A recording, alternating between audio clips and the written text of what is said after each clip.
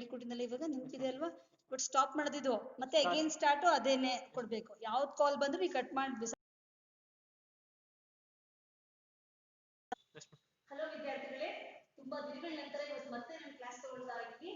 ಈಗಾಗಲೇ ನಾವು ಹಿಂದಿನ ತರಗತಿಯಲ್ಲಿ ದೆಹಲಿ ಸುಲ್ತಾನರಲ್ಲಿ ಮೊದಲಿಗೆ ದೆಹಲಿ ಸುಲ್ತಾನರ ವಂಶಸ್ಥ ಆಳ್ವಿಕೆ ಹೇಗೆ ಪ್ರಾರಂಭವಾಯಿತು, ಮೊದಲಿಗೆ ಭಾರತದ ಮೇಲೆ ದಾಳಿಯನ್ನು ಮಾಡಿರ್ತಕ್ಕಂತಹ ಮುಸ್ಲಿಂ ದಾಳಿಕೋರರಲ್ಲಿ ಒಬ್ಬರಾಗಿರ್ತಕ್ಕಂತಹ ಅರಬ್ಬರ ಬಗ್ಗೆ, ಮೊಹಮ್ಮದ್ ಬಿನ್ ಕಾಸಿಮನ ಬಗ್ಗೆ, ಮತ್ತೆ ಟರ್ಕರ್ ಬಗ್ಗೆ, ಅದರಲ್ಲಿ ಮೊಹಮ್ಮದ್ ಗಜ್ನಿ, ಮೊಹಮ್ಮದ್ ಗೋರಿ, ಮತ್ತೆ ತರೈ ಒಂದನೇ ಯುದ್ಧ ಮತ್ತು ಎರಡನೇ ತರೈ ಯುದ್ಧಗಳಲ್ಲಿ ಪ್ರಮುಖವಾಗಿ ಭಾಗವಹಿಸಿದಂತಹ ಪೃಥ್ವಿರಾಜ್ ಚೌಹಾಣ್ ಬಗ್ಗೆ ನಾವು ತಿಳ್ಕೊಂಡಿದ್ದೇವೆ. ಅದೇ ರೀತಿಯಲ್ಲಿ ದೆಹಲಿ ಸುಲ್ತಾನರ ಆಳ್ವಿಕೆಯನ್ನ ಮೊದಲ ಬಾರಿಗೆ ಪ್ರಾರಂಭಿಸಿದಂತಹ ಕುತುಬ್ ಬಿನ್ ಐಬಕ್, ಗುಲಾಮಿ ಸಂಸ್ಕೃತಿಯ ಸ್ಥಾಪಕನಾಗಿರ್ತಕ್ಕಂತಹ ಕುತುಬ್ ಬಿನ್ ಐಬಕನ ಬಗ್ಗೆ ಕೂಡ ನಾವು ತಿಳ್ಕೊಂಡಿದ್ದೇವೆ. ಇಂದಿನ ತರಗತಿಯಲ್ಲಿ ನಾವು ದೆಹಲಿ ಸುಲ್ತಾನ ಅಥವಾ ದೆಹಲಿಯನ್ನ ಆಳಿದಂತಹ ಮತ್ತೊಂದು ಪ್ರಮುಖ ಸುಲ್ತಾನ ಸಂತತಿಯಾಗಿರ್ತಕ್ಕಂತಹ ಖಿಲ್ಜಿಗಳ ಬಗ್ಗೆ ಸ್ಟಾರ್ಟ್ ಮಾಡ್ತಾ ಇದ್ದೀವಿ. ಖಿಲ್ಜಿಗಳಲ್ಲಿ ಪ್ರಮುಖವಾಗಿ ಖಿಲ್ಜಿ ವಂಶದ ಸ್ಥಾಪಕ ಅಂತ ಹೇಳಿದ್ರೆ ಜಲಾಲುದ್ದೀನ್ ಖಿಲ್ಜಿ ಅಂತ. ಜಲಾಲುದ್ದೀನ್ ಖಿಲ್ಜಿ ತಾನು ಅಧಿಕಾರಕ್ಕೆ ಬಂದಂತ ಸಂದರ್ಭದಲ್ಲಿ ತುಂಬಾ ವಯೋವೃದ್ಧರಾಗಿರ್ತಾನೆ. ಆ ಜಲಾಲುದ್ದೀನ್ ಖಿಲ್ಜಿಯನ್ನ ಕೊಂದ್ಬಿಟ್ಟು ಅಧಿಕಾರಕ್ಕೆ ಬಂದವನು ಅಲಿ ಗುರ್ಷಪ ಅಂತ ಹೇಳ್ತಾರೆ. ಅಲಿ ಗುರ್ಷಪ ಯಾರು ಅನ್ನೋದು ಇವತ್ತಿನ ಒಂದು ಕ್ಲಾಸ್. ಇಲ್ಲಿ ಖಿಲ್ಜಿ ಅಂತ ಹೇಳಿದ್ರೆ ಒಂದು ಖಡ್ಗಧಾರಿ ಪುರುಷರು ಅಂತಕ್ಕಂತಹ ಅರ್ಥವನ್ನ ಕೊಡುವಂತಹದ್ದು ಕಟ್ಟಿ ಭಾಷೆಯಲ್ಲಿ. ಈಗ ಖಿಲ್ಜಿ ಸಂತತಿಯಲ್ಲಿ ಅತ್ಯಂತ ಪ್ರಮುಖ ದೊರೆಯಾಗಿರ್ತಕ್ಕಂತಹ ಅಲಾವುದ್ದೀನ್ ಖಿಲ್ಜಿಯ ಬಗ್ಗೆ ತಿಳ್ಕೊಳ್ಳಿ. ಅಲಾವುದ್ದೀನ್ ಖಿಲ್ಜಿ ಇದು ನಿಮಗೆ ಎಕ್ಸಾಮ್ ಪರ್ಪಸ್ ಇಂದ 10 ಮಾರ್ಕ್ ಕ್ವೆಶ್ಚನ್. ಅಲಾವುದ್ದೀನ್ ಖಿಲ್ಜಿಯ ಸೈನಿಕ ಸಾಧನೆಗಳನ್ನ ವಿವರಿಸಿ ಅಂತ ಹೇಳ್ತಾರೆ, ಅಥವಾ ಅಲಾವುದ್ದೀನ್ ಖಿಲ್ಜಿಯ ದಕ್ಷಿಣದ ದಂಡಯಾತ್ರೆಗಳನ್ನ ವಿವರಿಸಿ ಅಂತ ಕೂಡ ನಿಮಗೆ 5 ಅಂಕದ ಪ್ರಶ್ನೆಗಳನ್ನ ಕೇಳ್ಬೋದು. ಹಾಗಾಗಿ ನಮಗೆ ಎಕ್ಸಾಮ್ ಪರ್ಪಸ್ ಇಂದ ತುಂಬಾ ಇಂಪಾರ್ಟೆಂಟ್ ಕ್ವೆಶ್ಚನ್ ಅಂತ ಹೇಳಿದ್ರೆ ಈ ಅಲಾವುದ್ದೀನ್ ಖಿಲ್ಜಿ. ಹಾಗಿದ್ರೆ ಅಲಾವುದ್ದೀನ್ ಖಿಲ್ಜಿ ಯಾರು? ಅಲಾವುದ್ದೀನ್ ಖಿಲ್ಜಿ ಜಲಾಲುದ್ದೀನ್ ಖಿಲ್ಜಿಯ ಸಹೋದರನಾಗಿರ್ತಕ್ಕಂತಹ ಶಿಹಾಬುದ್ದೀನ್ ಮಸೂದನ ಮಗನಾಗಿರ್ತಾನೆ. ಆ ಶಿಹಾಬುದ್ದೀನ್ ಮಸೂದನಿಗೆ 4 ಜನ ಗಂಡುಮಕ್ಕಳಿರ್ತಾರೆ. ಅದರಲ್ಲಿ ಪ್ರಮುಖವಾಗಿ ಅಂತ ಹೇಳಿದ್ರೆ Ali Gurshasp. Ali Gurshasp is the first name of Alauddin Khilji. Alauddin ಖಿಲ್ಜಿಯ ಮೊದಲ ಹೆಸರು ಅಲಿ ಗುರ್ಷಪ ಅಂತ ಇರುತ್ತೆ. ಅಲಿ ಗುರ್ಷಪ ಮತ್ತು ಅಲ್ಮಾಸ್ ಬೇಗ್ ಮತ್ತು ಉಲುಗ್ ಖಾನ್ ಅಂತಕ್ಕಂಥವು ಪ್ರಮುಖರಾಗಿರ್ತಕ್ಕಂತಹ ಒಂದು ಮಕ್ಕಳಾಗಿರ್ತಾರೆ. ಅದರಲ್ಲಿ ಈ ಒಂದು ಅಲಿ ಗುರ್ಷಪ ಮತ್ತು ಅಲ್ಮಾಸ್ ಬೇಗ್ ಅಂತಕ್ಕಂಥವರನ್ನ ಜಲಾಲುದ್ದೀನ್ ಖಿಲ್ಜಿ ತಾನೇ ಅತ್ಯಂತ ಪ್ರೀತಿಯಿಂದ ತಂದೆ ತಾಯಿನ ಕಳ್ಕೊಂಡಿದ್ದಾರೆ ಅಂತ ಹೇಳ್ಬಿಟ್ಟು ತನ್ನ ಹತ್ರ ಇರಿಸ್ಕೊಂಡು ಅವ್ರನ್ನ ಅತ್ಯಂತ ಪ್ರೀತಿ ಮಮತೆಯಿಂದ ಸಾಕಿರ್ತಾನೆ. ಜೊತೆಗೆ ಈ ಅಲಿ ಗುರ್ಷಪನಿಗೆ ತನ್ನ ಮಗಳನ್ನ ಕೊಟ್ಟು ವಿವಾಹ ಮಾಡಿರ್ತಾನೆ. ಸೊ ಹೀಗೆ ಅಲಿ ಗುರ್ಷಪ ಜಲಾಲುದ್ದೀನ್ ಖಿಲ್ಜಿಯ ಬಳಿಯೇ ಬೆಳೀತಾ ಹೋಗ್ತಾನೆ. ಯಾವಾಗ ಜಲಾಲುದ್ದೀನ್ ಖಿಲ್ಜಿ ದೆಹಲಿ ಸಿಂಹಾಸನವನ್ನ ಆಕ್ರಮಣ ಮಾಡ್ತಾನೋ ಆ ಸಂದರ್ಭದಲ್ಲಿ 1290ರಲ್ಲಿ ಜಲಾಲುದ್ದೀನ್ ಖಿಲ್ಜಿ ಆಳ್ವಿಕೆಗೆ ಬರ್ತಾನೆ. ಅಲ್ಲಿಂದ ತನ್ನ ಸಹೋದರನ ಮಗನಾಗಿರ್ತಕ್ಕಂತಹ ಅಲಿ ಗುರ್ಷಪನಿಗೂ ಕೂಡ ಒಳ್ಳೆಯ ಸೈನಿಕ ಮತ್ತು ಆಡಳಿತದಲ್ಲಿ ಉತ್ತಮ ತರಬೇತಿಯನ್ನು ನೀಡ್ತಾ ಇರ್ತಾನೆ. ಜೊತೆಗೆ ಅವನನ್ನ ಕಾರ ಮತ್ತು ಮಾಣಿಕ್ಪುರ್ ಅಂತಕ್ಕಂತಹ 2 ಪ್ರಾಂತ್ಯಗಳ ಗವರ್ನರ್ ಅನ್ನಾಗಿ ನೇಮಕವನ್ನ ಮಾಡ್ತಾನೆ. ಹೀಗೆ ಗವರ್ನರ್ ಅನ್ನಾಗಿ ನೇಮಕ ಮಾಡಿದ ನಂತರ ಅಲಿ ಗುರ್ಷಪ ಪ್ರಾರಂಭದಿಂದಲೂ ಕೂಡ ಅವನಿಗೆ ತುಂಬಾ ಮಹತ್ವಾಕಾಂಕ್ಷೆ ಇರುವಂತಹ ಒಬ್ಬ ವ್ಯಕ್ತಿಯಾಗಿರ್ತಾನೆ. ಅವನಿಗೆ ಹೆಚ್ಚು ಹೆಚ್ಚು ಪ್ರಾಂತ್ಯಗಳನ್ನ ವಶಪಡಿಸಬೇಕು, ತಾನು ಹೆಚ್ಚು ಅಧಿಕಾರವನ್ನ ಪಡಿಬೇಕು ಅಂತಕ್ಕಂಥದ್ದು ಆಸೆ ಆಗಿರುತ್ತೆ. ಯಾಕೆ ಅಂತ ಹೇಳಿದ್ರೆ ತನ್ನ ಚಿಕ್ಕಪ್ಪ ಅಥವಾ ಮಾವನಾಗಿರ್ತಕ್ಕಂತಹ ಅಂದ್ರೆ ಮಗಳನ್ನ ಕೊಟ್ಟಿದ್ದಾರ ಕಾರಣಕ್ಕೋಸ್ಕರ ಮಾವ ಅಂತ ಹೇಳಿದ್ರೆ ಜಲಾಲುದ್ದೀನ್ ಖಿಲ್ಜಿ ಅವರು ವಯೋವೃದ್ಧನಾಗಿರ್ತಾನೆ. ಜೊತೆಗೆ ತುಂಬಾ ಕೈಂಡ್ ಹಾರ್ಟೆಡ್, ತುಂಬಾ ದಯಾಮಯಿ ಕರುಣಾಮಯ ಆಗಿರ್ತಾನೆ. ಅವನು ಯಾವುದೇ ಕಾರಣಕ್ಕೂ ಎಂತಹ ತಪ್ಪುಗಳನ್ನ ಮಾಡಿದ್ರು ಕೂಡ ಕ್ಷಮಿಸುವಂತಹ ಮನೋಭಾವನೆಯನ್ನ ಉಳ್ಳಂತಹ ವ್ಯಕ್ತಿಯಾಗಿರ್ತಾನೆ.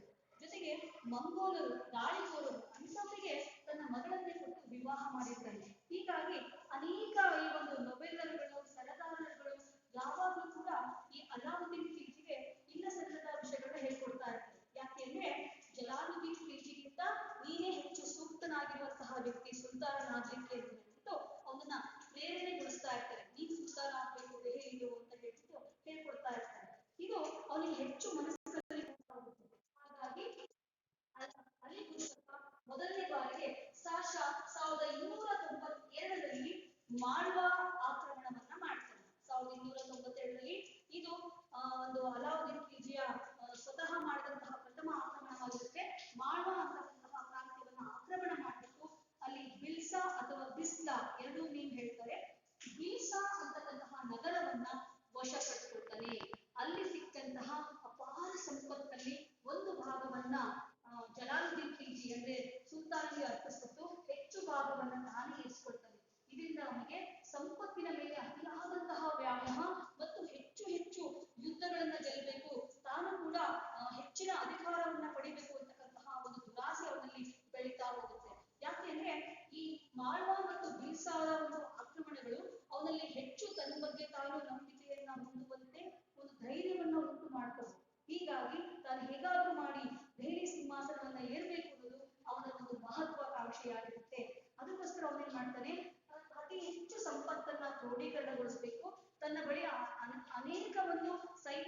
ಬೆಳೆಯುವಂತೆ ಮಾಡಬೇಕು ಅನ್ನೋ ಉದ್ದೇಶಕ್ಕೋಸ್ಕರನೇ ತನ್ನ ಒಂದು ಚಿಕ್ಕಪ್ಪನಾಗಿರ್ತಕ್ಕಂತಹ ಜಲಾಲುದ್ದೀನ್ ಖಿಲ್ಜಿ ಅಥವಾ ದೆಹಲಿಯ ಸಿಂಹಾಸನದ ಸುಲ್ತಾನನಾಗಿರ್ತಕ್ಕಂತಹ ಜಲಾಲುದ್ದೀನ್ ಖಿಲ್ಜಿಗೆ ತಿಳಿಸದೆ 1296ರಲ್ಲಿ ದಕ್ಷಿಣ ಭಾರತದ ಪ್ರಮುಖ ನಗರವಾಗಿರ್ತಕ್ಕಂತಹ ದೇವಗಿರಿಯ ಮೇಲೆ ದಂಡಯಾತ್ರೆಯನ್ನ ಕೈಗೊಳ್ತಾನೆ. ದೇವಗಿರಿ ಅಂತಕ್ಕಂಥದ್ದು ಅಪಾರ ಸಂಪತ್ತಿನಿಂದ ಕೂಡಿದಂತಹ ಪ್ರದೇಶವಾಗಿರುತ್ತೆ. ಈ ದೇವಗಿರಿಯನ್ನ ರಾಜ ರಾಮಚಂದ್ರ ದೇವ ಅಂತಕ್ಕಂಥವನು ಆಳ್ವಿಕೆಯನ್ನ ಮಾಡ್ತಾ ಇರ್ತಾನೆ. ಹೀಗಾಗಿ ದೇವಗಿರಿಯನ್ನ ನಾನು ಲೂಟಿ ಮಾಡಿದ್ರೆ ಅಲ್ಲಿರ್ತಕ್ಕಂತಹ ಅಪಾರ ಸಂಪತ್ತು ನನ್ನ ಮುಂದಿನ ಬೆಳವಣಿಗೆಗೆ ಕಾರಣ ಆಗುತ್ತೆ ಅಥವಾ ಸಹಾಯಕ ಆಗುತ್ತೆ ಅನ್ನೋ ಕಾರಣಕ್ಕೋಸ್ಕರ ಸೈನ್ಯ ಸಮೇತನಾಗಿ ಹೊರಡ್ತಾನೆ. ದೇವಗಿರಿಯ ಒಂದು ಉತ್ತರ ಭಾಗದ ಒಂದು ಅಂಚಿನ ಪ್ರದೇಶವಾಗಿರ್ತಕ್ಕಂತಹ ಎಲೀಚಪುರ ಎನ್ನುವ ಪ್ರದೇಶವನ್ನ ರೀಚ್ ಆಗ್ತದೆ. ನೋಡಿ, ಅಲಾವುದ್ದೀನ್ ಖಿಲ್ಜಿಯ ಒಂದು ಪ್ರಮುಖ ದಾಳಿಗಳು ಪ್ರಾರಂಭವಾಗುವುದೇ ದೇವಗಿರಿಯಿಂದ ಅಂತ ಹೇಳ್ಬೋದು. ದೇವಗಿರಿಯ ಮೇಲೆ ದಂಡಯಾತ್ರೆಯನ್ನು ಕೈಗೊಂಡಂತಹ ಅಲಾವುದ್ದೀನ್ ಖಿಲ್ಜಿ ಸೈನ್ಯ ಸಮೇತನಾಗಿ ಹೊರಡ್ತಾನೆ. ಅವನ ಜೊತೆಗೆ ಅವನ ಪ್ರಮುಖವಾಗಿ ಭಾಗವಹಿಸಿದಂತಹ ಮತ್ತೊಬ್ಬ ಪ್ರಮುಖ ಸೇನಾ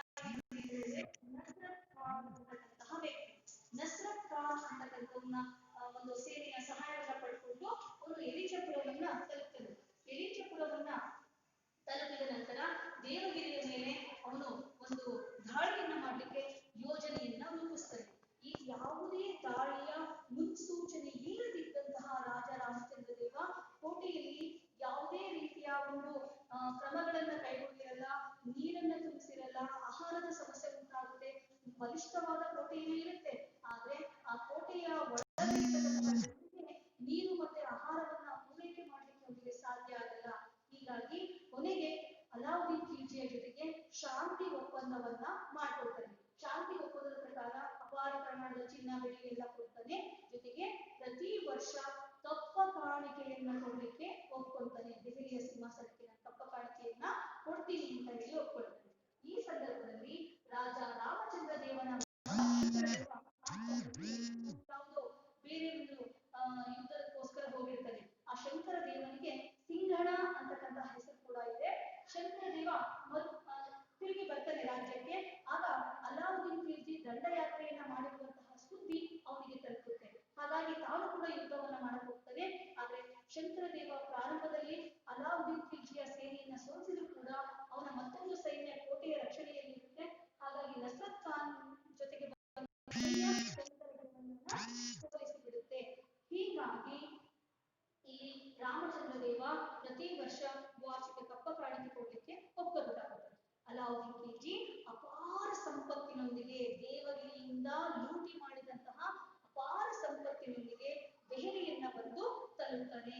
ದೆಹಲಿಗೆ ಬಂದ ತಕ್ಷಣ ಅವನಿಗೆ ಗೊತ್ತಾಗುತ್ತೆ ಏನಪ್ಪಾ ಅಂತ ಹೇಳಿದ್ರೆ ಜಲಾಲುದ್ದೀನ್ ಖಿಲ್ಜಿಗೆ ಬೇರೆ ಬೇರೆ ವ್ಯಕ್ತಿಗಳು, ನೊಬೆಲ್ಲರು ಮತ್ತೆ ಸರದಾರರುಗಳು ಎಲ್ಲರೂ ಕೂಡ ಅಲಾವುದ್ದೀನ್ ಖಿಲ್ಜಿ ನಿನ್ನ ವಿರುದ್ಧವಾಗಿ ಮಸಲತ್ತು ಮಾಡ್ತಾ ಇದ್ದಾನೆ, ಅವನು ದೆಹಲಿ ಸಿಂಹಾಸನದ ಮೇಲೆ ತನ್ನ ಕಣ್ಣನ್ನ ಇರಿಸಿದ್ದಾನೆ ಅನ್ನೋ ವಿಷಯ ಗೊತ್ತಾಗುತ್ತೆ. ಆದ್ರೆ ಜಲಾಲುದ್ದೀನ್ ಖಿಲ್ಜಿ ಇದನ್ನ ಯಾವುದು ನಂಬೋದಕ್ಕೆ ಸಿದ್ಧನಾಗಿರಲ್ಲ. ಯಾಕೆಂದ್ರೆ ಅಲಾವುದ್ದೀನ್ ಖಿಲ್ಜಿ ತನ್ನ ಸಹೋದರನಾಗಿರ್ತಕ್ಕಂತಹ ಅಲ್ಮಾಸ್ ಬೇಗನಿಗೆ ನಿಮ್ ಪರವಾಗಿನೇ ಅವನು ದೇವಗಿರಿಯ ಮೇಲೆ ದಂಡಯಾತ್ರೆಯನ್ನ ಮಾಡ್ಲಿಕ್ಕೆ ಹೋಗಿದ್ದಾನೆ ಅಂತಕ್ಕಂತಹ ಒಂದು ವಿಷಯವನ್ನ ಸುಮ್ಮನೆ ಆತರ ಹೇಳಲಿಕ್ಕೆ ವ್ಯವಸ್ಥೆಯನ್ನ ಮಾಡಿರ್ತಾನೆ.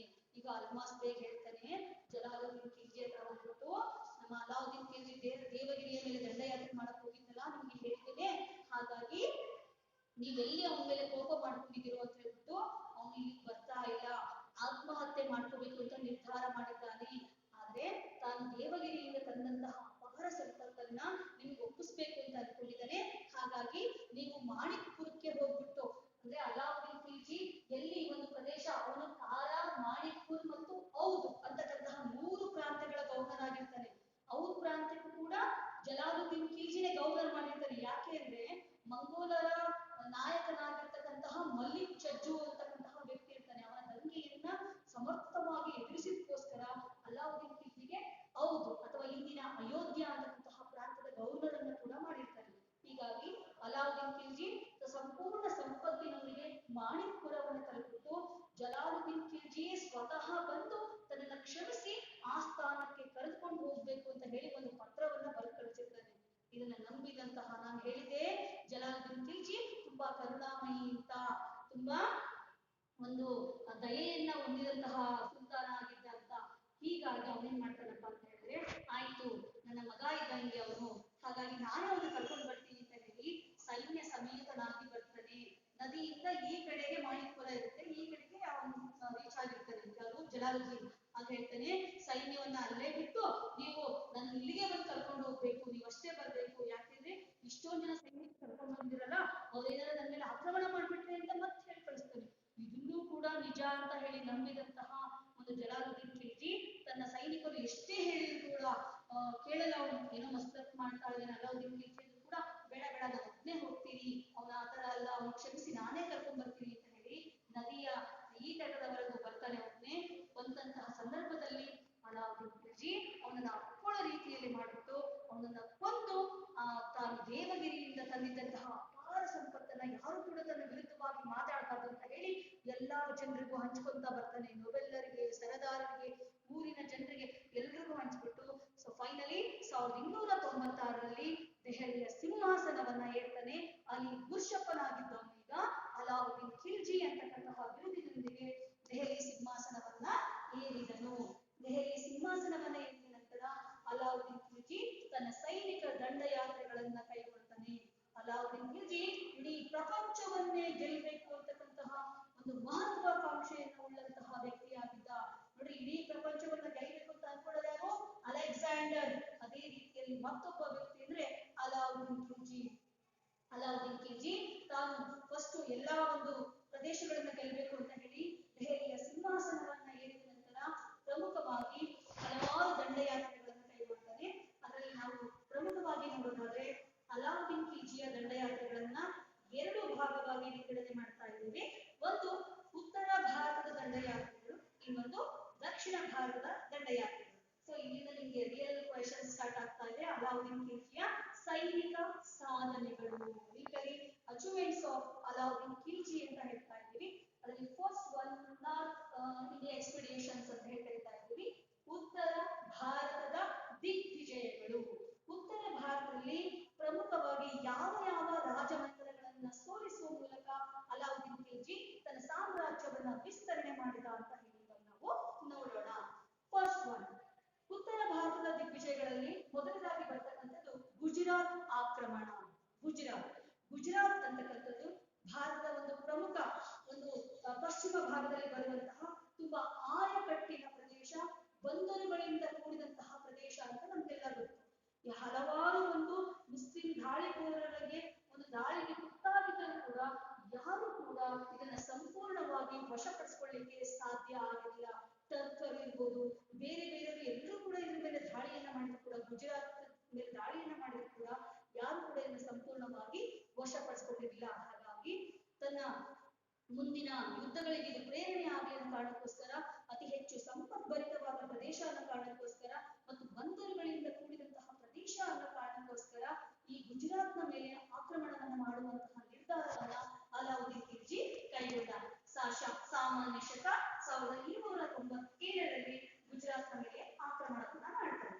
ಈ ಸಂದರ್ಭದಲ್ಲಿ ಗುಜರಾತ್ ಪ್ರದೇಶವನ್ನ ರಾಜ ಕರ್ಣದೇವ ರಜಪೂತರ ದೊರೆಯಾಗಿದ್ದಂತಹ ರಾಜ ಕರ್ಣದೇವ ಗುಜರಾತನ್ನ ಆಳ್ವಿಕೆಯನ್ನ ಮಾಡ್ತಾ ಇರ್ತಾರೆ. ಅವನು ಯಾವುದೇ ಕಾರಣಕ್ಕೂ ರಾಜ ಕರ್ಣದೇವ ಅಲಾವುದ್ದೀನ್ ಖಿಲ್ಜಿಯ ವಿರುದ್ಧವಾಗಿ ಏನೇ ಕೆಲಸಗಳನ್ನ ಮಾಡದೇ ಇದ್ರು ಕೂಡ ಯಾಕೆ ವಶಪಡಿಸಿಕೊಳ್ಳೋ ವ್ಯವಸ್ಥೆಯನ್ನು ಮಾಡ್ದ ಅಂದ್ರೆ ಸಂಪದ್ಭರಿತವಾದ ಪ್ರದೇಶ ಅನ್ನೋ ಕಾರಣಕ್ಕೋಸ್ಕರ.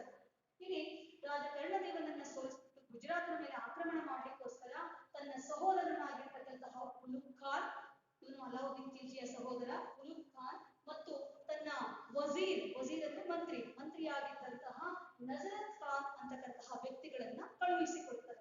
ಸೊ ಉಲುಗ್ ಖಾನ್ ಮತ್ತು ನಜರತ್ ಖಾನ್ ಬಿಹಾಫ್ ಆಫ್ ಅಲಾವುದ್ದೀನ್ ಖಿಲ್ಜಿಯ ಪರವಾಗಿ ಗುಜರಾತ್ನ ಮೇಲೆ 1297ರಲ್ಲಿ ಆಕ್ರಮಣವನ್ನು ಮಾಡ್ತಾರೆ. ಈ ಆಕ್ರಮಣವನ್ನ ಸಡನ್ ಆಗಿ ಇದ್ದಕ್ಕಿದ್ದಂಗೆ ಒಂದು ಹಠಾತ್ತನೆ ದಾಳಿಯನ್ನ ನಿರೀಕ್ಷಿಸಿದಂತಹ ರಾಜ ಕರ್ಣದೇವ ಅವನು ಯುದ್ಧದಲ್ಲಿ ಸೋತು ಹೆದರಿ ತನ್ನ ಮಗಳಾಗಿರ್ತಕ್ಕಂತಹ ದೇವಲಾ ದೇವಿಯೊಂದಿಗೆ ಅಲ್ಲಿಂದ ಓಡಿ ಹೋಗ್ಬಿಡ್ತಾನೆ. ಯಾಕೆಂದ್ರೆ ಬಲಿಷ್ಠ ವ್ಯಕ್ತಿಗಳಾಗಿದ್ದಂತಹ ಉಲುಗ್ ಖಾನ್ ಮತ್ತು ನಜರತ್ ಖಾನ್ ರಾಜ ಕರ್ಣದೇವನನ್ನ ಸೋಲಿಸುವ ಮೂಲಕ ಪ್ರಮುಖವಾಗಿ ಅವರು ಹಲವಾರು ಒಂದು ದಂಡಯಾತ್ರೆಗಳನ್ನ ಮಾಡ್ತಾರೆ. ಇಲ್ಲಿ ಪ್ರಮುಖವಾಗಿ ಗುಜರಾತ್ನ ಪ್ರಮುಖ ಪ್ರದೇಶಗಳಾಗಿರ್ತಕ್ಕಂತಹ ಕ್ಯಾನ್ವೆ ಅವನ್ನೆಲ್ಲವನ್ನ ವಶಪಡಿಸ್ಕೊಂಡ್ಬಿಡ್ತಾರೆ. ಸೋತಂತಹ ಕರ್ಣದೇವ ತನ್ನ ಪತ್ನಿ ಕಮಲಾದೇವಿಯನ್ನು ಕೂಡ ಬಿಟ್ಬಿಟ್ಟು ತನ್ನ ಮಗಳಾಗಿರ್ತಕ್ಕಂತಹ ಕಮಲಾದೇವಿ ಅವನ ಹೆಂಡತಿ ಯಾರ್ದು ಕರ್ಣದೇವಂದು ಆ ಪತ್ನಿಯನ್ನ ಬಿಟ್ಬಿಟ್ಟು ದೇವಲಾದೇವಿಯೊಂದಿಗೆ ಅಲ್ಲಿಂದ ತಪ್ಪಿಸ್ಕೊಂಡ್ಬಿಡ್ತಾನೆ. ಅವನು ತಪ್ಪಿಸ್ಕೊಂಡು ನಿಂತಿರ್ಲಿ ದೇವಗಿರಿಯ ರಾಮಚಂದ್ರ ದೇವನ ಬಳಿ ಆಶ್ರಯವನ್ನ ಪಡಿತಾನೆ. ನಾನು ಫಸ್ಟ್ ಹೇಳಿದೆ ನಿಮಗೆ ದೇವಗಿರಿ ಅಂತ, ಆ ದೇವಗಿರಿಯ ರಾಮಚಂದ್ರ ದೇವನ ಬಳಿ ಆಶ್ರಯವನ್ನ ಪಡಿತಾನೆ. ಇಲ್ಲಿ ಪ್ರಮುಖವಾಗಿ ಅನಿಲ್ವಾಡ ಮತ್ತೆ ಸೋಮನಾಥ ಮತ್ತು ಕ್ಯಾಮೆ ಅಂತಕ್ಕಂತಹ ಪ್ರಮುಖ ಪ್ರದೇಶಗಳನ್ನ ಇಲ್ಲಿ ವಶಪಡಿಸಿಕೊಳ್ತಾರೆ. ಭೂಯುದ್ಧಗಳಲ್ಲಿ ಸೋತ್ಬಿಟ್ಟು ತನ್ನ ಮಗಳಾಗಿರ್ತಕ್ಕಂತಹ ದೇವರ ದೇವಿಯೊಂದಿಗೆ ದೇವಗಿರಿಗೆ ಓಡೋಗ್ಬಿಡ್ತಾನೆ. ಈಗ ಉಲುಗ್ ಖಾನ್ ಮತ್ತು ನಜರತ್ ಖಾನ್ ಸೆರೆ ಸಿಕ್ಕಂತಹ ಸುಂದರ ಪತ್ನಿ, ಅತ್ಯಂತ ಸುಂದರ ಒಂದು ಸ್ತ್ರೀ ಆಗಿರ್ತಕ್ಕಂತಹ ಕಮಲಾದೇವಿಯನ್ನ ಸೆರೆ ಹಿಡಿದ್ಬಿಟ್ಟು ಅವಳನ್ನ ದೆಹಲಿಗೆ ಕಳುಹಿಸಿಕೊಡ್ತಾರೆ. ಅಲಾವುದ್ದೀನ್ ಖಿಲ್ಜಿ ಈ ಕಮಲಾದೇವಿಯನ್ನ ವಿವಾಹ ಮಾಡ್ಕೊಂತಾನೆ, ಮದುವೆ ಮಾಡ್ಕೊಂತಾನೆ ಕಮಲಾದೇವಿಯನ್ನ. ಜೊತೆಗೆ ಈ ಗುಜರಾತ್ ಆಕ್ರಮಣದಲ್ಲಿ ನಡೆದಂತಹ ಮತ್ತೊಂದು ಪ್ರಮುಖ ಘಟನೆ ಏನಪ್ಪಾ ಅಂತ ಹೇಳಿದ್ರೆ, ಇಲ್ಲಿ ಒಬ್ಬ ನಪುಂಸಕ ಹಿಂದೂ ವ್ಯಕ್ತಿಯಾಗಿದ್ದಂತಹ ವ್ಯಕ್ತಿಯನ್ನ ಮಾರಾಟ ಮಾಡ್ತಾ ಇರ್ತಾರೆ. ಆಗಿನ ಕಾಲದಲ್ಲೆಲ್ಲ ಗುಲಾಮರನ್ನ ಮಾರಾಟ ಮಾಡ್ತಾ ಇರ್ತಾರೆ, ದಿನಾರ್ಗಳಿಗೆ ಕೊಟ್ಬಿಟ್ಟು ಮಾರಾಟ ಮಾಡ್ತಾ ಇರ್ತಾರೆ. ಆಗ ಈ ಉಲುಗ್ ಖಾನ್ ಮತ್ತು ನಜರತ್ ಖಾನ್ ಅಂತಕ್ಕಂಥವ್ರು ಆ ನಪುಂಸಕ ಸುಂದರ ವ್ಯಕ್ತಿಯಾಗಿದ್ದಂತಹ ಮಲ್ಲಿಕ್ ಕಾಫರ್ನನ್ನ ಕೊಂಡ್ಕೊಳ್ತಾರೆ. ಎಷ್ಟು ಕಪ್ಪ ಅಂದ್ರೆ 1000 ದಿನಾರಿ, ಅಂದ್ರೆ 1000 ದಿನಾರ್ ನಾಣ್ಯಗಳನ್ನ ಕೊಟ್ಟು ಕೊಂಡ್ಕೊಳ್ತಾರೆ. ಇವನು ಹಿಂದೂ ವ್ಯಕ್ತಿಯಾಗಿರ್ತಾನೆ. ನಂತರ ಇವನಿಗೆ ಇಸ್ಲಾಂ ಧರ್ಮಕ್ಕೆ ಮತಾಂತರವನ್ನ ಮಾಡ್ತಾನೆ. Is very important Malik Kafur. ಯಾಕೆಂದ್ರೆ ಮಲ್ಲಿಕ್ ಕಾಫರ್ ಒಬ್ಬ ಪ್ರಸಿದ್ಧ ಯೋಧನಾಗ್ತಾನೆ. ನೆಕ್ಸ್ಟ್ ಅಲಾವುದ್ದೀನ್ ಖಿಲ್ಜಿಯ ಎಲ್ಲಾ ದಂಡಯಾತ್ರೆಗಳಲ್ಲೂ ಪ್ರಮುಖ ಪಾತ್ರ ವಹಿಸ್ತಕ್ಕಂಥ ಯಾರಪ್ಪ ಅಂದ್ರೆ ಮಲ್ಲಿಕ್ ಕಾಫರ್. ಮಲ್ಲಿಕ್ ಕಾಫರ್ ಒಬ್ಬ ನಪುಂಸಕ ಹಿಂದೂ ವ್ಯಕ್ತಿಯಾಗಿರ್ತಾನೆ. ಇವನನ್ನ 1000 ದಿನಾರ್ಗಳನ್ನ ಕೊಟ್ಟು ಕೊಂಡ್ಕೊಂಡಿದ್ರಿಂದ ಇಡೀ ಆಸ್ಥಾನದಲ್ಲಿ ಎಲ್ಲರೂ ಕೂಡ ಇವನ್ನ 1000 ದಿನಾರಿ ಅಂತ ಹೇಳಿ ಕರೀತಾ ಇರ್ತಾರೆ. ನೆಕ್ಸ್ಟ್ ಇವನ್ನ ಇಸ್ಲಾಂ ಧರ್ಮಕ್ಕೆ ಮತಾಂತರ ಮಾಡ್ತಾರೆ. ಇದಿಷ್ಟು ಗುಜರಾತ್ನ ಆಕ್ರಮಣ. ನಂತರ ಅಲಾವುದ್ದೀನ್ ಖಿಲ್ಜಿ ರಣತಂಬೋರ್ ಪ್ರದೇಶದ ಮೇಲೆ ಆಕ್ರಮಣ ಮಾಡುವ ನಿರ್ಧಾರವನ್ನ ಕೈಗೊಳ್ತಾನೆ. 1301ರಲ್ಲಿ, ಸಾಮಾನ್ಯ ಶಕ 1301ರಲ್ಲಿ ರಣತಂಬೋರ್ ಮೇಲೆ ಆಕ್ರಮಣ ಮಾಡೋಕ್ಕೋಸ್ಕರ ಮತ್ತೆ ತನ್ನ ಸಹೋದರನಾಗಿರ್ತಕ್ಕಂತಹ ಉಲುಗ್ ಖಾನ್ ಮತ್ತು ತನ್ನ ವಜೀರ್ನಾಗಿರ್ತಕ್ಕಂತಹ ನಜರತ್ ಖಾನ್ನನ್ನ ಕಳುಹಿಸಿಕೊಳ್ತಾನೆ. ಈ ರಣತಂಬೋರ್ ಅಂತಕ್ಕಂಥದ್ದು ರಾಜಸ್ಥಾನದಲ್ಲಿ ಬರುವಂತಹ ಒಂದು ಪ್ರದೇಶವಾಗಿತ್ತು. ರಣತಂಬೋರನ್ನ ವಶಪಡಿಸಿಕೊಂಡ್ರೆ ಇಡೀ ರಾಜಸ್ಥಾನವನ್ನು ವಶಪಡಿಸಿಕೊಂಡಂಗೆ ಅಂತಕ್ಕಂತಹ ನಂಬಿಕೆಯಿಂದ ಇಲ್ಲಿ ಕಳಿಸ್ಕೊಟ್ಟಿರ್ತಾರೆ. ರಣತಂಬೋರ್ ಪ್ರದೇಶವನ್ನ ರಾಜ ಹಮೀರ್ ದೇವ್ ಅಥವಾ ಹಮ್ಮೀರ ದೇವ ಅಂತಕ್ಕಂತಹ ಒಬ್ಬ ರಜಪೂತ ದೊರೆ ಆಳ್ವಿಕೆಯನ್ನ ಮಾಡ್ತಾ ಇರ್ತಾರೆ. ಹಾಗಿದ್ರೆ ಯಾಕೆ ರಣತಂಬೋರ್ನ ಮೇಲೆ ಆಕ್ರಮಣವನ್ನ ಮಾಡಿದ್ರು? 2 ಕಾರಣ ಇತ್ತು. ಒಂದು, ಇಡೀ ರಾಜಸ್ಥಾನವನ್ನು ವಶಪಡಿಸ್ಕೋಬೇಕು ಅಂತ ಹೇಳಿದ್ರೆ ರಣತಂಬೋರ್ ಅಂತಕ್ಕಂತಹ ಬಲಿಷ್ಠ ಕೋಟೆ ತಮ್ಮದಾಗಿರ್ಬೇಕು ಅನ್ನೋ ಒಂದು ಕಾರಣ. ಇನ್ನೊಂದು ಕಾರಣ ಏನಪ್ಪಾ ಅಂತ ಹೇಳಿದ್ರೆ, ರಣತಂಬೋರ್ನ ಅರಸನಾಗಿರ್ತಕ್ಕಂತಹ ರಾಜ ಹಮೀರ್ ದೇವ್ ಮಂಗೋಲರು ಅಂದ್ರೆ ಇವರಿಗೆಲ್ಲ ಗೊತ್ತಿದೆ, ಶಿಹುವಾಂಪಿ ಪೂರ್ಣರು ಮತ್ತು ಮಂಗೋಲರ ದಾಳಿಯನ್ನು ತಡೆಗಟ್ಟುವುದಕ್ಕಾಗಿ ಚೀನಾದ ಮಹಾಗೋಡೆಯನ್ನ ಕಟ್ಟಿಸಿದ ಅಂತ ನಿಮ್ಗೆ ಗೊತ್ತಿದೆ. ಸೊ ಆ ಮಂಗೋಲರು ಪದೇ ಪದೇ ಭಾರತದ ಮೇಲೆ, ದೆಹಲಿ ಸುಲ್ತಾನರ ಒಂದು ಪ್ರಾಂತ್ಯಗಳ ಮೇಲೆ ಆಕ್ರಮಣವನ್ನ ಮಾಡ್ತಾ ಇರ್ತಾರೆ. ಹಾಗಾಗಿ ಈ ಮಂಗೋಲರು ಏನ್ ಮಾಡಿರ್ತಾರಪ್ಪ ಅಂದ್ರೆ ಭಾರತಕ್ಕೆ ಬಂದ್ಬಿಟ್ಟು ಇಸ್ಲಾಂ ಧರ್ಮಕ್ಕೆ ಮತಾಂತರವನ್ನ ಹೊಂದಿರ್ತಾರೆ. ಇಂತಹ ಇಸ್ಲಾಂ ಧರ್ಮದವರಿಗೆ ನವ ಮುಸ್ಲಿಮರು ಅಂತ ಹೇಳಿ ಕರೀತಾ ಇರ್ತಾರೆ. ಒಂದ್ಸಗೆ ಮಂಗೋಲರು ಅಂತಕ್ಕಂತಹ ದಾಳಿಕೋರರು, ಅದರಲ್ಲಿ ತೈಮೂರ್, ಚಂಗೀಸ್ ಖಾನ್ ಅಂತ ಎಲ್ಲ ಪ್ರಸಿದ್ಧ ಕೆಲವೊಂದು ವ್ಯಕ್ತಿಗಳು ಬರ್ತಾರೆ. ಅದರಲ್ಲಿ ಮಂಗೋಲರು ಪದೇ ಪದೇ ಭಾರತದ ಮೇಲೆ ದಾಳಿಯನ್ನ ಮಾಡ್ತಾ ಇರ್ತಾರೆ. ಆ ಮಂಗೋಲರು ಕೆಲವೊಬ್ರು ಏನ್ ಮಾಡಿರ್ತಾರೆ, ಭಾರತದಲ್ಲಿ ಇಸ್ಲಾಂ ಧರ್ಮಕ್ಕೆ ಮತಾಂತರವನ್ನ ಹೊಂದಿಟ್ಟು ಇಲ್ಲೇ ನೆಲೆಸಿರ್ತಾರೆ. ಅಂತಹ ವ್ಯಕ್ತಿಗಳಿಗೆ ನಾವು ನವ ಮುಸ್ಲಿಮರು ಅಂತ ಹೇಳಿ ಕರಿತೀವಿ. ಆ ನವ ಮುಸ್ಲಿಮರಿಗೆ ಈ ಹಮೀರ್ ದೇವ್ ಆಶ್ರಯವನ್ನ ಕೊಟ್ಟಿರ್ತಾನೆ. ಈ ನವ ಮುಸ್ಲಿಮರು ಯಾವಾಗ ಮಂಗೋಲರು ದೆಹಲಿ ಸುಲ್ತಾನರ ಮೇಲೆ ದಾಳಿಯನ್ನ ಮಾಡ್ತಾರೋ ಆಗೆಲ್ಲ ಅವ್ರಿಗೆ ಬೆಂಬಲವನ್ನು ಕೊಟ್ಟು ಅಲಾವುದ್ದೀನ್ ಖಿಲ್ಜಿನ ಸಾಯಿಸಬೇಕು ಅಂತ ನೋಡ್ತಾ ಇರ್ತಾರೆ. ಹೀಗಾಗಿ ಅಲಾವುದ್ದೀನ್ ಖಿಲ್ಜಿಗೆ ಮಂಗೋಲರನ್ನ ಕಂಡ್ರೆ ಮತ್ತು ನವ ಮುಸ್ಲಿಮರನ್ನ ಕಂಡ್ರೆ ಆಗ್ತಿರ್ಲಿಲ್ಲ. ಯಾಕಂದ್ರೆ ನವ ಮುಸ್ಲಿಮರು ಅವರು ಕನ್ವರ್ಟೆಡ್ ಮಂಗೋಲಿಯನ್ಸ್. ಹಾಗಾಗಿ ಅವ್ರನ್ನ ಹೇಗಾದ್ರೂ ಮಾಡಿ ಅವ್ರನ್ನ ನಿರ್ದಯವಾಗಿ ಸಾಯಿಸಬೇಕು ಅನ್ನೋದು ಅವ್ರ ಉದ್ದೇಶ ಇರುತ್ತೆ. ಅಂತಹ ನವ ಮುಸ್ಲಿಮರಿಗೆ ಆಶ್ರಯ ಕೊಟ್ಟಿದ್ದಲ್ಲಿ ರಣತಂಬೋರಿನ ಅರಸ ಹಮೀರ್ ದೇವ್ ಕೊಟ್ಟಿರ್ತಾನೆ. ಹಾಗಾಗಿ ಇದ್ರ ಮೇಲೆ ಆಕ್ರಮಣವನ್ನ ಮಾಡಿಸಿದ. ಈ ಆಕ್ರಮಣದಲ್ಲಿ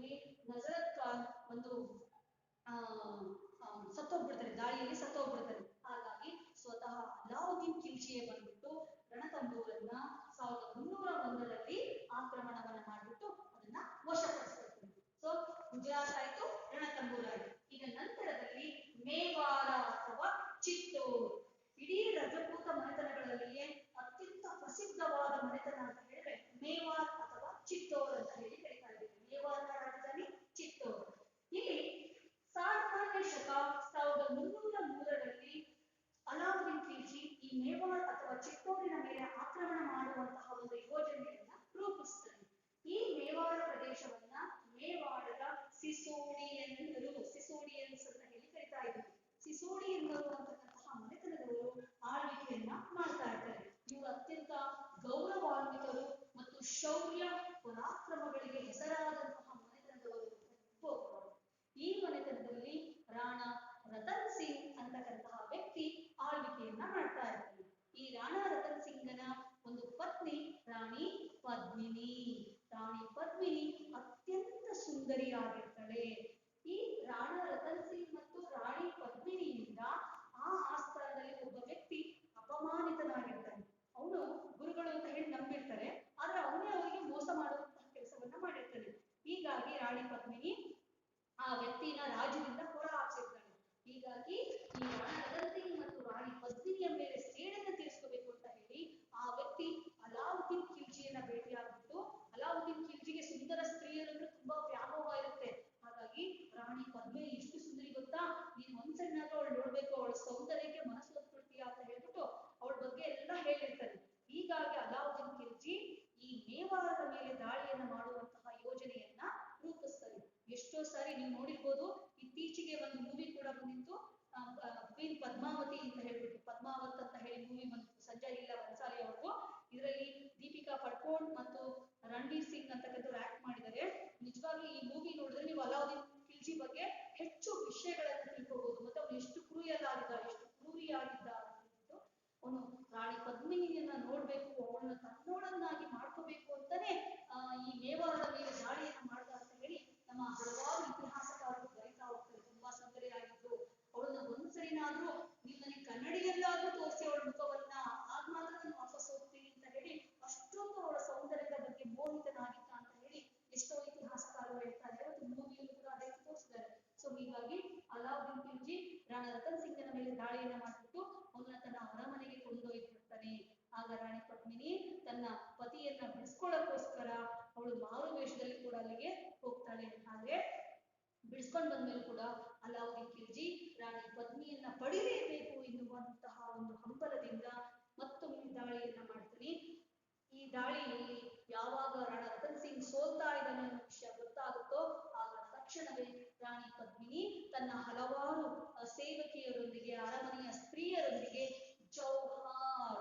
ಜೌಹಾರ್ ಅಂದ್ರೆ ರಾಜಸ್ಥಾನದಲ್ಲಿ ಇಂದಿಗೂ ಕೂಡ ಇರ್ತಕ್ಕಂತಹ ಒಂದು ಪದ್ಧತಿ, ಸಾಮೂಹಿಕ ಆತ್ಮಹತ್ಯೆಯನ್ನ ಮಾಡ್ಕೊಳ್ತಾಳೆ. ರಾಣಿ ಪದ್ಮಿನಿ ಕೊನೆಗೂ ಕೂಡ ಅಲಾವುದ್ದೀನ್ ಖಿಲ್ಜಿಗೆ ಸಿಗಲ್ಲ.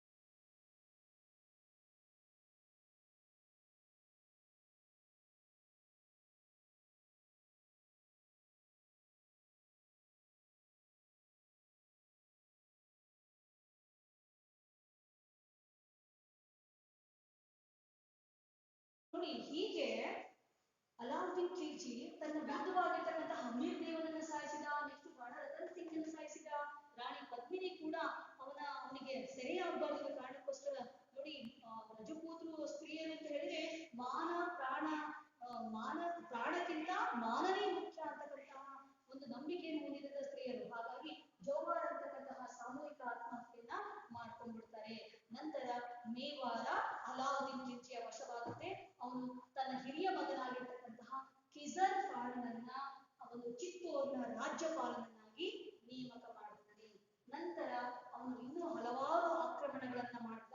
ಯಾವ್ಯಾವ ಅಂತ ಹೇಳಿದ್ರೆ ಮಾಳ್ವಾ, ಉಜ್ಜೈನ್, ಮಂಡು, ಧಾರ್, ಚಾಂದೇರಿ, ಜೋಲೂರ್ ಅಂತ. ಒನ್ಸ್ ಅಗೇನ್ ಐ ರಿಪೀಟ್, ತುಂಬಾ ಪ್ಲೇಸಸ್ ಗಳನ್ನ ಕ್ಯಾಪ್ಚರ್ ಮಾಡ್ತಾ ಹೋಗ್ತಾನೆ, ಬೇರೆ ಬೇರೆ ಹಲವಾರು ಪ್ರದೇಶಗಳನ್ನ ವಶಪಡಿಸ್ಕೊಳ್ತಾ ಹೋಗ್ತಾನೆ. ಅದರಲ್ಲಿ ಮಾಳ್ವಾ, ಉಜ್ಜೈನ್, ಮಂಡು, ಧಾರ್, ಚಾಂದೇರಿ ಮತ್ತು ಜೋಲೂರ್ ಅಂತಕ್ಕಂತಹ ಪ್ರದೇಶಗಳನ್ನು ವಶಪಡಿಸಿಕೊಳ್ಳುವ ಮೂಲಕ ಸಾಮಾನ್ಯ ಶಕ 1305ರ ಹೊತ್ತಿಗೆ ಇಡೀ ಉತ್ತರ ಭಾರತ ಎಲ್ಲವೂ ಕೂಡ ಅಲಾವುದ್ದೀನ್ ಖಿಲ್ಜಿಯ ವಶವಾಗುತ್ತೆ. ಯಾವಾಗ ಇಡೀ ಉತ್ತರ ಭಾರತವನ್ನ ಅವನು ಕಿತ್ಕೊಂಡ್ಬಿಟ್ಟು ನಂತರ ತನ್ನ ಗಮನವನ್ನ ದಕ್ಷಿಣ ಭಾರತದ ಕಡೆಗೆ ಹರಿಸ್ತಾನೆ. ಜೊತೆಗೆ ಇಲ್ಲಿ ಪದೇ ಪದೇ ಅಲಾವುದ್ದೀನ್ ಖಿಲ್ಜಿಯ ಸಮಯದಲ್ಲಿ ಮಂಗೋಲಿಯನ್ನರು ಪದೇ ಪದೇ ದೆಹಲಿಯ ಮೇಲೆ ದಾಳಿಯನ್ನ ಮಾಡ್ತಾ ಇರ್ತಾರೆ. 1296ರಿಂದ ಅವನ ಅಧಿಕಾರಕ್ಕೆ ಬಂದಾಗಿಂದ ಹಿಡಿದು 1308ರವರೆಗೆ ಒಟ್ಟು 6ಕ್ಕೂ ಹೆಚ್ಚು ಬಾರಿ ದಾಳಿಯನ್ನ ಮಾಡ್ತಾ ಇರ್ತಾರೆ. ಅವ್ರು ಯಾವಾಗ ಮಂಗೋಲಿಯನ್ನರು ದಾಳಿ ಮಾಡ್ತಾ ಇರ್ತಾರೋ ಆಗೆಲ್ಲ ಆ ಮಂಗೋಲಿಯನ್ನರು ಯಾರು ಇಸ್ಲಾಂ ಧರ್ಮಕ್ಕೆ ಮತಾಂತರವನ್ನು ಹೊಂದಿದ್ರಲ್ಲ ಆ ನವ ಮುಸ್ಲಿಮರು ಕೂಡ ಅವ್ರಿಗೆ ಸಪೋರ್ಟ್ ಮಾಡ್ತಾ ಇರ್ತಾರೆ.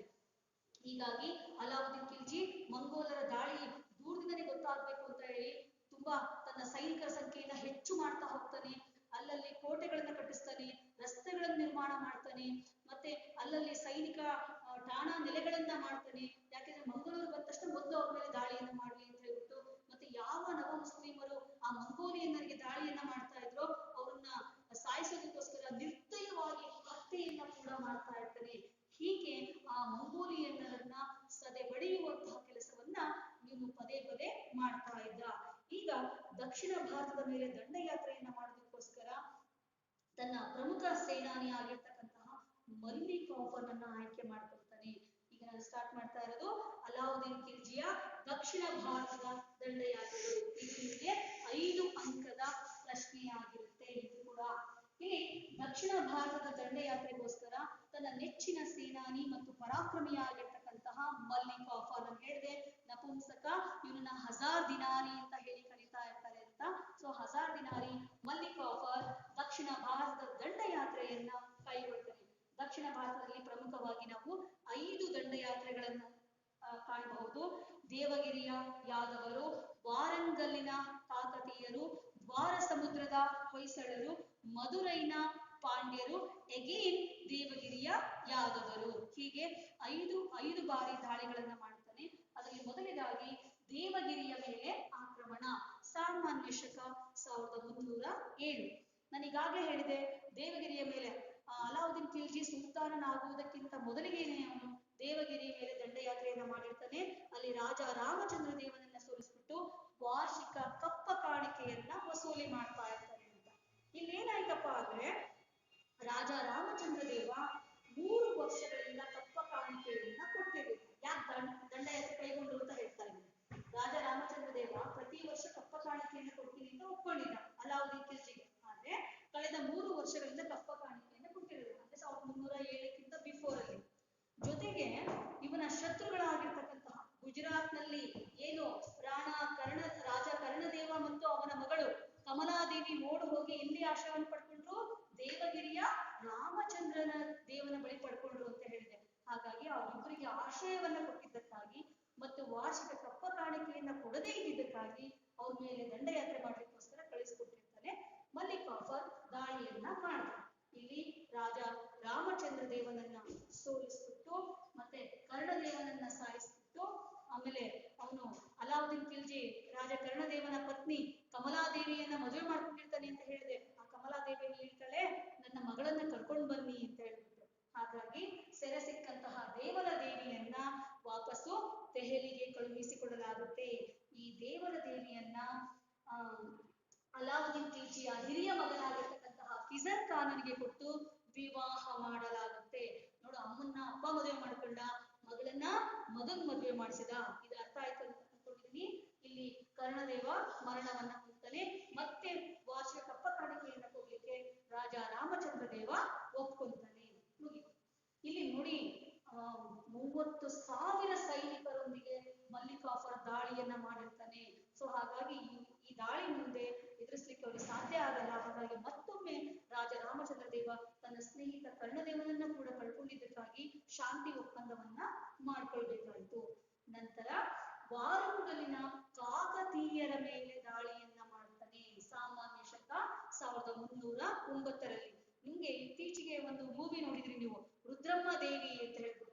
ಆ ರುದ್ರಮ್ಮ ದೇವಿ ವಾರಂಗಲಿನ ಕಾಕತೀಯರ ರಾಣಿ ಆಗಿರ್ತಾಳೆ. ಆ ರುದ್ರಮ್ಮ ದೇವಿಯ ಮೊಮ್ಮಗನೇ ಪ್ರತಾಪ ರುದ್ರದೇವ. ಈ ಪ್ರತಾಪ ರುದ್ರದೇವ ರುದ್ರಮ್ಮ ದೇವಿಯ ಮೊಮ್ಮಗನಾಗಿದ್ದು ವಾರಂಗಲ್ಲನ್ನ ಆಳ್ವಿಕೆ ಮಾಡ್ತಾ ಇರ್ತಾನೆ. ಇವನು ಒಂದು ಹಠಾತ್ತನೆ ದಾಳಿಯನ್ನು ಎದುರಿಸಲಾಗದೆ ಶಾಂತಿ ಒಪ್ಪಂದವನ್ನ ಮಾಡ್ಕೊಳ್ತಾನೆ. ನಾನೇನು ಶರಣಾಗ್ಬಿಟ್ಟಿದ್ದೀನಿ ಅನ್ನೋ ಕಾರಣಕ್ಕೋಸ್ಕರ ಒಂದು ಅಲಾವುದ್ದೀನ್ ಖಿಲ್ಜಿಗೆ ತಲುಪಿಸ್ಲಿ ಅಂತ ಹೇಳಿ ಮಲ್ಲಿಕಾಫರ್ಗೆ ತನ್ನಷ್ಟೇ ಎತ್ತರದ ಚಿನ್ನದ ಪ್ರತಿಮೆಯನ್ನ ಕೊಡ್ತಾನಂತೆ. ಯಾರು? ಪ್ರತಾಪ ರುದ್ರದೇವ. ಅಷ್ಟೇ ಅಲ್ಲ, 100 ಆನೆಗಳು, 7,000 ಕುದುರೆಗಳು, ಮಣಗಟ್ಟಲೆ, ಮಣ ಅಂದ್ರೆ ಒಂದ್ ಮಣ ಅಂದ್ರೆ 10 kg ಅಂತ ಅರ್ಥ. ಹಂಗೆ ಮಣಗಟ್ಟಲೆ ಚಿನ್ನ, ಬೆಳ್ಳಿ, ಮುತ್ತು, ರತ್ನ ಎಲ್ಲವನ್ನ ಕೊಡ್ತಾನಂತೆ. ಆ ಚಿನ್ನ, ಮುತ್ತು, ರತ್ನ ಇವನ್ನೆಲ್ಲವನ್ನ ಒಂಟೆಗಳ ಮೇಲೆ, 1000 ಒಂಟೆಗಳ ಮೇಲೆ ಹೊರಿಸ್ಕೊಂಡು ದೆಹಲಿ ಹತ್ರ ನಡೆಸ್ಕೊಂಡು ಕರ್ಕೊಂಡು ಹೋಗ್ತಾರಂತೆ. ಆ ಭಾರವನ್ನ ತಾಳಲಾರದೆ ಒಂಟೆಗಳೆಲ್ಲ ನರಳಾಡಿದವು ಅಂತ ಹೇಳಿ ದೆಹಲಿ ಸುಲ್ತಾನರ ಆಸ್ಥಾನದ ಕವಿಯಾಗಿದ್ದಂತಹ ಅಮೀರ್ ಖುಸ್ರು ಒಂದ್ ಕಡೆಗೆ ಬರೀತಾನೆ. ನೋಡಿ, ಅಂದ್ರೆ ಅಷ್ಟೊಂದು ಅಪಾರ ಸಂಪತ್ತನ್ನ ಇಲ್ಲಿಂದ ಕೊಂಡೊಯ್ಯಲಾಯಿತು.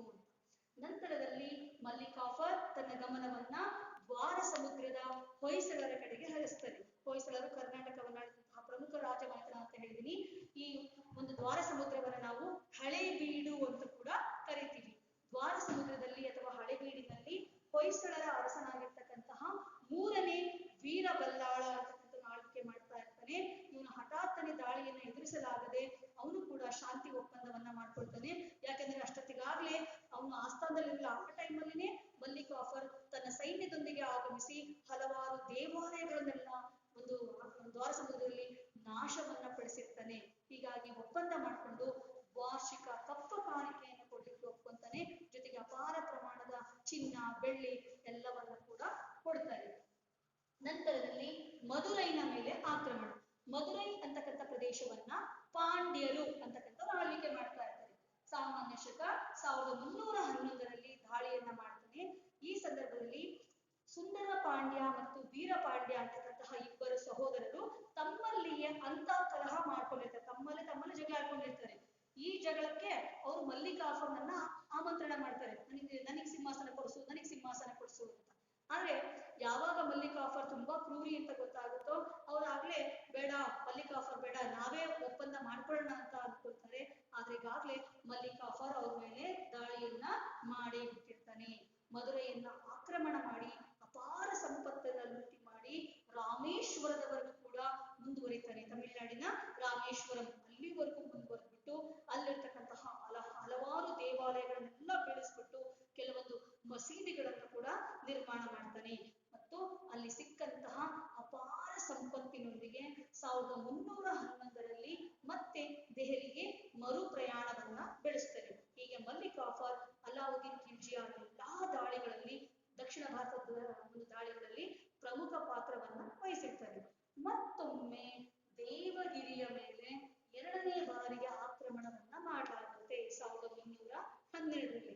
ಯಾಕೆ ಅಂದ್ರೆ ಈಗಾಗ್ಲೇ ದೇವಗಿರಿಯಲ್ಲಿದ್ದಂತಹ ರಾಜ ರಾಮಚಂದ್ರ ದೇವ ಸತ್ತು ಹೋಗಿರ್ತಾನೆ, ಮರಣವನ್ನ ಹೊಂದಿರ್ತಾನೆ. ಅವನ ಮಗನಾಗಿರ್ತಕ್ಕಂತಹ ಶಂಕರ ದೇವ ವಾರ್ಷಿಕ ಕಪ್ಪ ಕಾಣಿಕೆಯನ್ನ ಕೊಡ್ಲಿಕ್ಕೆ ನಿರಾಕರಿಸ್ತಾನೆ. ನಾನು ಯಾವುದೇ ಕಾರಣಕ್ಕೂ ಕಪ್ಪ ಕಾಣಿಕೆಯನ್ನ ಕೊಡಲ್ಲ ಅಂತ ಹೇಳ್ತಾನೆ. ಜೊತೆಗೆ ಶಂಕರ ದೇವನು ಮದುವೆ ಮಾಡ್ಕೋಬೇಕಾಗಿದ್ದಂತಹ ದೇವರ ದೇವಿಯನ್ನ ಕರ್ಕೊಂಡೋಗಿ ಕಿಜರ್ ಖಾನನಿಗೆ ಮದುವೆಯನ್ನ ಮಾಡ್ಕೊಟ್ಟಿರ್ತಾರೆ. ಈ ದ್ವೇಷದಿಂದ ಅವನು ಕಪ್ಪ ಕಾಣಿಕೆಯನ್ನು ಕೊಡ್ಲಿಕ್ಕೆ ಒಪ್ಕೊಳ್ಳಲ್ಲ. ಹಾಗಾಗಿ ಮತ್ತೊಮ್ಮೆ ದೇವಗಿರಿಯ ಮೇಲೆ 2ನೇ ಬಾರಿ ಆಕ್ರಮಣವನ್ನು ಮಾಡಲಾಗುತ್ತೆ. ಈ ಆಕ್ರಮಣದಲ್ಲಿ ಶಂಕರ ದೇವನನ್ನ ಕೊಂದುಬಿಟ್ಟು ಸಂಪೂರ್ಣ ಒಂದು ದೇವಗಿರಿ ದೆಹಲಿ ಸುಲ್ತಾನರಿಗೆ ಸೇರಿತ್ತು ಅಂತ ಹೇಳಿ ವಶಪಡಿಸಿಕೊಳ್ಳಲಾಗುತ್ತೆ.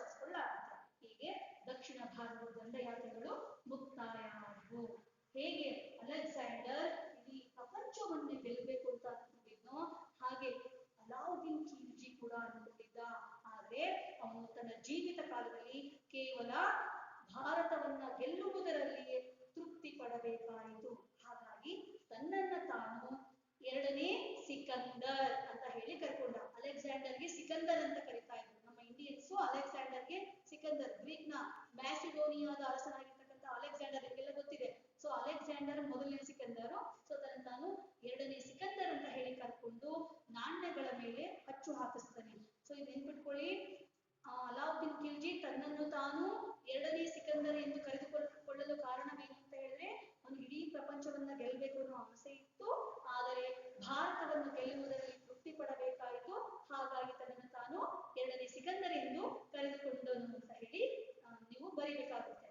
ಇನ್ನ ಅಲಾವುದ್ದೀನ್ ಖಿಲ್ಜಿ ಒಂದು ಇಡೀ ಭಾರತವನ್ನು ಆಕ್ರಮಣ ಮಾಡಿದ್ದ ಅಂತ ಹೇಳಿದ್ರೆ, ಭಾರತವನ್ನು ತನ್ನದಾಗಿ ಮಾಡಿಕೊಂಡಿದ್ದ ಅಂತ ಹೇಳಿದ್ರೆ ಅವನ ಸಾಮ್ರಾಜ್ಯ ಎಷ್ಟಿತ್ತು ಅಂತ ನೋಡೋಣ.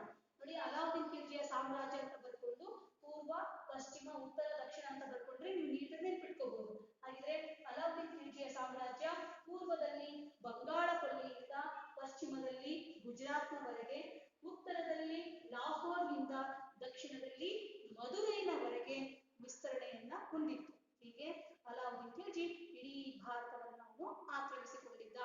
ಯಾರನ್ನ ತನ್ನ ನೆಚ್ಚಿನ ಸೇನಾನಿ ಅಂತ ಅನ್ಕೊಂಡಿದ್ನೋ ಆ ಮಲ್ಲಿಕ್ ಕಾಫರ್ ಮುಂದೆ ಅಲಾವುದ್ದೀನ್ ಖಿಲ್ಜಿಗೆ ವಿಷವನ್ನ ಹಾಕಿ ಕೊಂದ್ಬಿಟ್ಟು ತಾನು ಅಧಿಕಾರಕ್ಕೆ ಬರ್ತಾನೆ. ಅಲಾವುದ್ದೀನ್ ಖಿಲ್ಜಿ ತಾನು ಯಾವಾಗಲೂ ತನ್ನ ನಂಬಿದವರಿಗೆ ಮೋಸ ಮಾಡ್ತಾ ಹೋದ. ತನ್ನ ಚಿಕ್ಕಪ್ಪ, ಸಹೋದರರು ಮತ್ತು ತನ್ನ ಹೆಂಡತಿ ಎಲ್ರಿಗೂ ಮೋಸ ಮಾಡ್ದ. ಕೊನೆಗೆ ಅವನು ನಂಬಿದ್ದಂತಹ ಮಲ್ಲಿಕ್ ಕಾಫರ್ ಅವನಿಗೆ ವಿಷವನ್ನ ಮುನ್ಸ್ಬಿಟ್ಟು ಅವನನ್ನ ಕೊಂದು ಹಾಕಿದ. ಆದ್ರೆ ನೋಡಿ, ಅಲಾವುದ್ದೀನ್ ಖಿಲ್ಜಿ ಕೇವಲ ಸೈನಿಕ ದಾಳಿಗಳಿಗೆ ಮಾತ್ರ ಅಲ್ಲ, ಅವನು ತನ್ನ ಆಡಳಿತಕ್ಕೂ ಕೂಡ ಅಷ್ಟೇ ಪ್ರಸಿದ್ಧಿಯನ್ನ ಪಡೆದಿದ್ದಾನೆ. ನಾವು ಮುಂದಿನ ಕ್ಲಾಸಲ್ಲಿ, ನೆಕ್ಸ್ಟ್ ಕ್ಲಾಸಲ್ಲಿ ನಾವು ಅಲಾವುದ್ದೀನ್ ಖಿಲ್ಜಿಯ ಆಡಳಿತ ಸುಧಾರಣೆಗಳು, ಅಡ್ಮಿನಿಸ್ಟ್ರೇಟಿವ್ ರಿಫಾರ್ಮ್ಸ್ ಬಗ್ಗೆ ತಿಳ್ಕೊಳ್ಳೋಣ. ಅದು ಕೂಡ ನಿಮಗೆ ಇಂಪಾರ್ಟೆಂಟ್ ಕ್ವೆಶ್ಚನ್. ಐ ಹೋಪ್ ನಿಮ್ಗೆ ಅರ್ಥ ಆಗಿದೆ ಅಂತ ಅನ್ಕೊಂಡು